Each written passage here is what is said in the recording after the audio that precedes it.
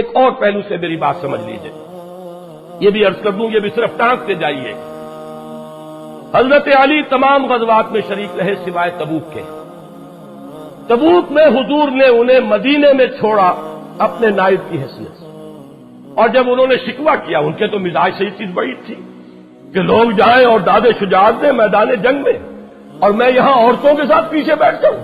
شکوہ کیا حضور نے فرمایا کہ علی کیا تمہیں یہ پسند نہیں ہے کہ تمہارا تعلق مجھ سے وہی ہو جو ہارون کا تھا موسیٰ کے ساتھ، سوائے اس کے کہ میرے بعد نبوت نہیں ہے۔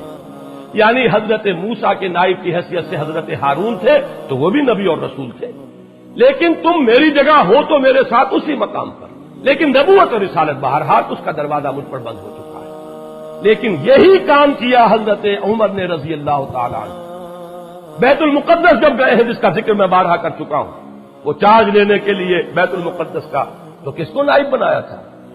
حضرت علی کو رضی اللہ تعالیٰ عنہ۔ لہذا یہی وجہ ہے کہ حضرت علی رضی اللہ تعالیٰ عنہ کو 2 مرتبہ حضرت عمر نے اپنا جانشین بنایا۔ جب حج پر گئے ہیں تو حضرت علی کو جانشین بنا کر گئے، انچارج بنا کر گئے ہیں۔ جب گئے ہیں یروشلم تو بھی حضرت علی کو یہاں پہ نمائندہ بنایا۔ تو ایک بات تو میں نے اس حدیث کے حوالے سے بیان کرنی تھی، وہ میں نے آپ حضرات کے سامنے رکھ دی۔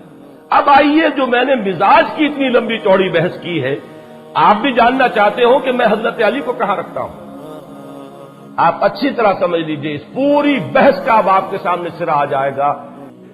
یہ ہمارا مجمع عقیدہ ہے، تمام نسل انسانی میں بلند ترین تو انبیاء اور رسول ہیں، وہ تو سب سے اونچا ہے۔ اس کے بعد امت کے اندر سب سے افضل، پوری دنیا کے اندر، امت میں نہیں، پوری نسل انسانی میں بحیثیت جماعت وہ صحابہ ہے محمد الرسول اللہ۔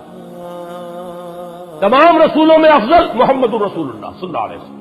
کسی مسلمان کو کسی مکتب فکر سے تعلق رکھتا ہو، اس میں شک و شبہ نہیں ہو سکتا۔ اور پھر غیر نبی جتنی بھی نسل آدم ہے، از آدم تا ایندم، بلکہ تا قیام قیامت، اس میں افضل ترین بحیثیت مجموعی وہ صحابہ ہے محمد الرسول اللہ۔